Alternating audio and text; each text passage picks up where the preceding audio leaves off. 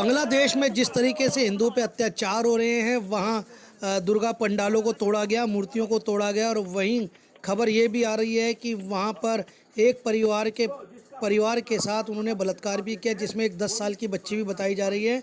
और आपको बता दें कि इसको देखते हुए दिल्ली के जंतर मंतर पर लगातार प्रोटेस्ट कर रहे हैं लोग और लगातार मांग कर रहे हैं भारत के प्रधानमंत्री से कि जो वहाँ हिंदू हमारे बचे हुए हैं, उन हिंदुओं को वापस लेकर भारत आए ताकि उनकी जान माल की सुरक्षा हो सके।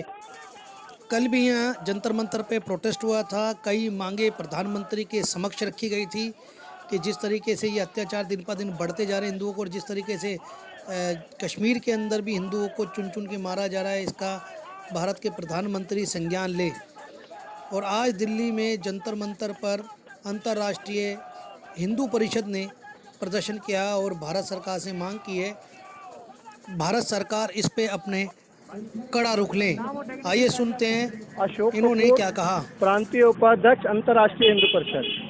आज सर आप दिल्ली के जंतर मंतर पर प्रदर्शन कर रहे हैं बांग्लादेश सरकार के खिलाफ, क्या कहना चाहेंगे इस बारे में, जिस तरीके से बांग्लादेश में हिंदुओं के साथ घटनाएं हो रही हैं? वास्तव में आज हमारा रोष भी है और दुख भी है। किस प्रकार से हिंदुस्तान के लोगों ने, हिंदुस्तान की सरकार ने 1969 में जब वहां पर पाकिस्तान की फौजों द्वारा बांग्लादेश के लोगों को रौंदा जा रहा था, उनका कत्ल किया जा रहा था, तो हमारा लाखों बहनों का अपहरण किया गया, उनके साथ बलात्कार किया, मुस्लिम महिलाओं के साथ, बांग्लादेशी मुस्लिम महिलाओं के साथ हिंदुस्तान की फौज ने और अपने जवानों ने हिंदुस्तान के समर्थन से वहां पर उनको मुक्ति दिलाई।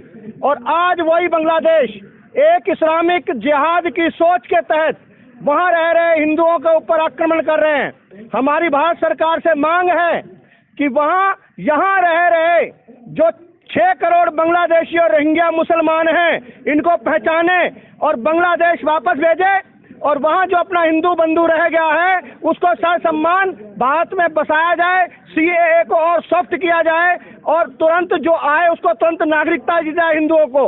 ये हम आज यहाँ मांग करने आए हैं। भारत माता की जय। अगर बांग्लादेश में हत्याएं नहीं रुकती तो ये आज सिंबॉलिक प्रदर्शन है हमारा।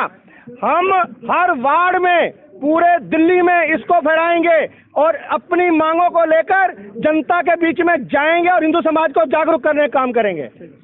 आज जिस तरीके से बांग्लादेश में हिंदुओं के ऊपर अत्याचार हो रहा है, उसको लेकर क्या कुछ कहना?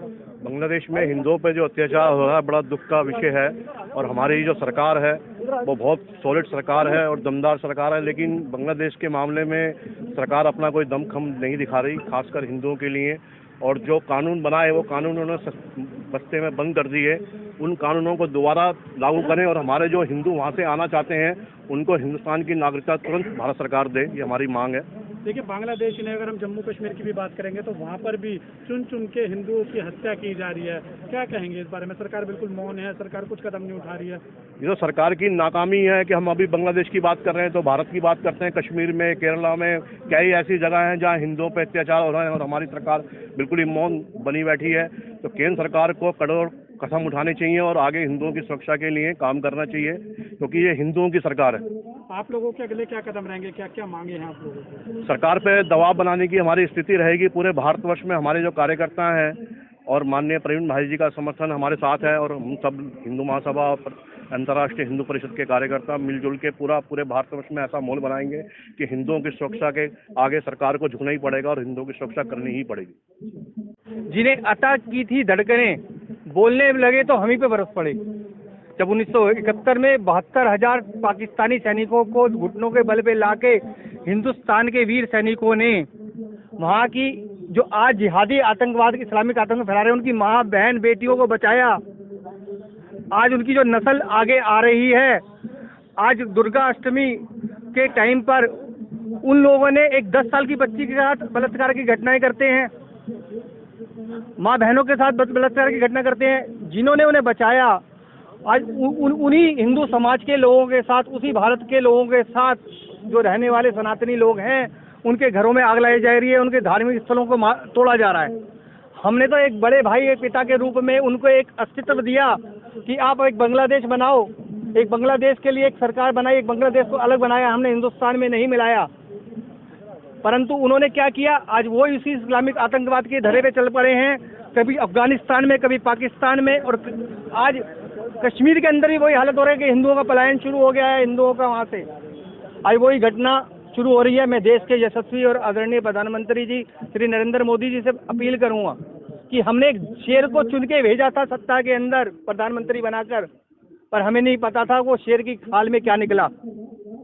जब अफगानिस्तान में वो होता है तो वहां से मुसलमानों को शरणार्थी के रूप में भेजने के लिए विमान लिए जाते हैं।